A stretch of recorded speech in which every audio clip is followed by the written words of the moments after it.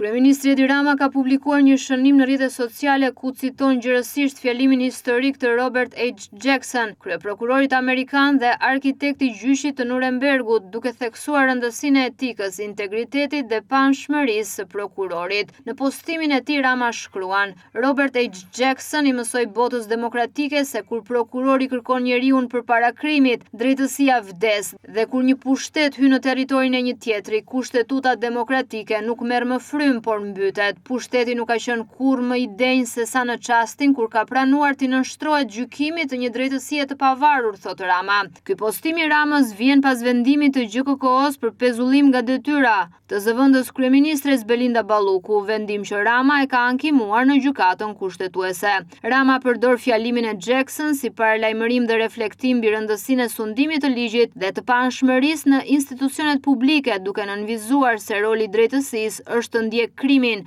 dhe jo individin. Në shënimin e tij, kryeministri shton se ky mësim i Jackson mbetet i vlefshëm për të gjithë ata që besojnë se drejtësia duhet jetë e pavarur, por kurrë e papërgjegjshme, e fortë, por kurrë e verbër ndaj kufive kushtetues. Ndërsa mua personalisht ai më ka mësuar diçka të frymëzuese për të ecur drejt, vetëm përpara, të cilën asnjë prej baltozëve të mi nuk e kupton dhe nuk ka për ta kuptuar kurrë dot, siç fatmirësisht e kupton fare mirë shumica e shqiptarëve. Ky është mësimi madhor i shprehjes së tij lapidare. Pushteti nuk ka qenë kurrë më i denjë se sa në çastin kur ka pranuar të nënshtrohet gjykimi të një drejtësie të pavarur, thot Rama krahas publikimit të fjalimit të Robert H. Jackson, mbajtur në prill të 1940-s në konferencën vjetore të prokurorëve të Shteteve të Bashkuara të Amerikës.